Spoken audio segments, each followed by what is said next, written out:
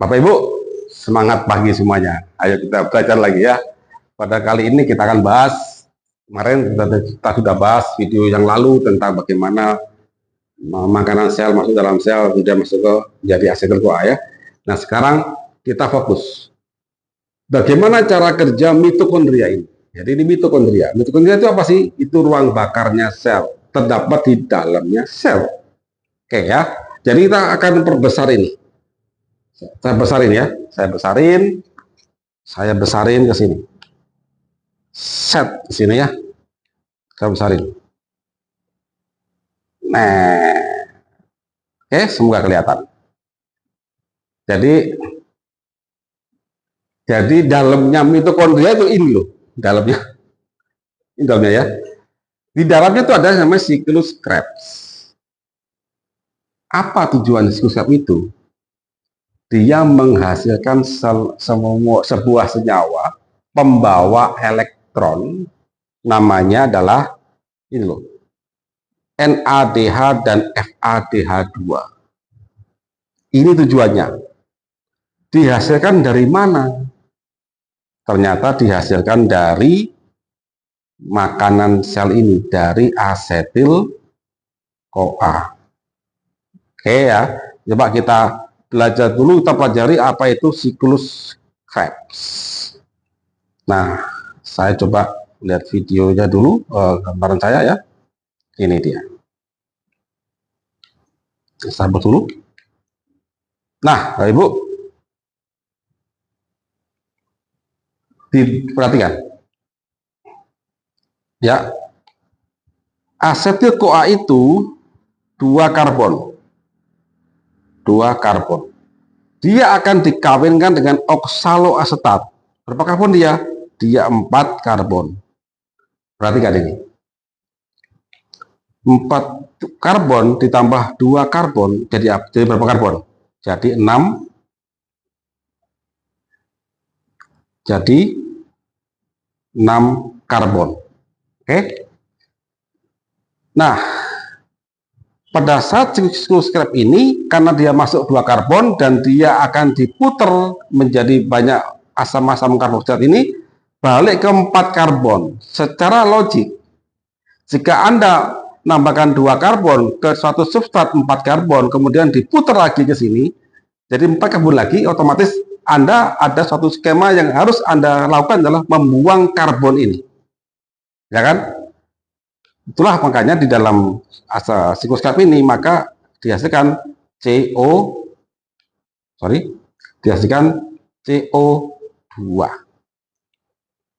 Berapa banyak?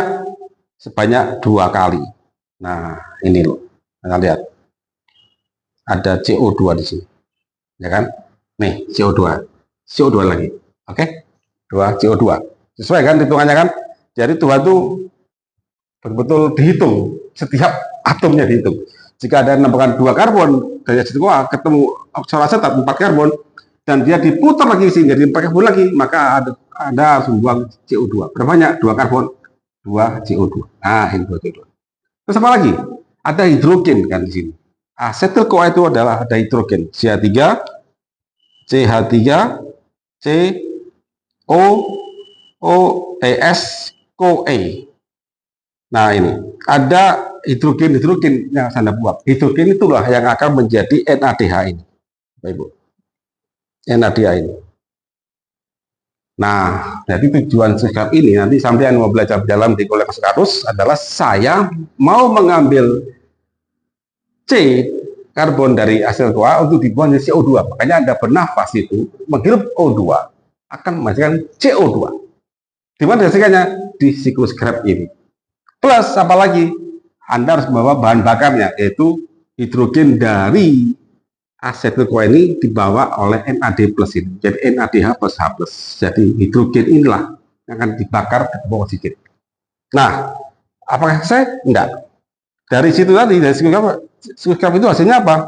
Adalah NADH, 3 NADH, 1 FADH, ya, jika Anda pakai glukosa, dan 2 CO2. Nah, NADH dan FADH ini akan dilanjutkan dibakar namanya elektron transport chain, ketemu dengan oksigen. Nah, ketemu dengan oksigen di sini. Ketemu O2 di sini. O2 di sini. Nah, ketemu O2 di sini. Oh, maaf, saya salah. Jadi ketemu O2-nya di sini, di kompleks 4. Jadi dibawa ke elektron transport chain, ketemu oksigen, maka lahirlah namanya ATP dan H2O. Jadi kalau kita lihat reaksi pembakaran, C6H12 O6 plus O2 ya menghasilkan CO2 plus H2O plus energi. Dan untuk apa? ATP. Jadi ini yang dilakukan oleh sel ya. CO2 dari mana? Dari siklus Krebs.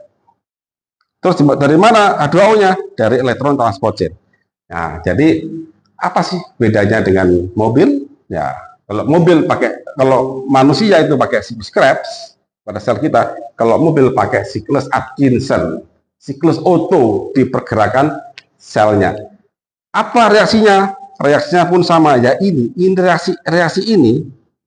Jadi reaksi CXHY plus O2 menjadi CO2 plus energi itu terjadi pada baik di dalam siklus Krebs sel kita atau di dalam mobil Anda atau dalam kompor masak Anda, sama Bapak Ibu ya, sama, nah, beda nama aja, beda skema, tapi perpindahan elektronnya sama. Oke Bapak Ibu, siap ilmu. Jika Anda gagal memahami ini dan Anda mengobati diri Anda atau Anda mengobati pasien Anda melanggar skema ini, tidak sembuh, saya pastikan itu. Sampai jumpa lagi pada video akan datang.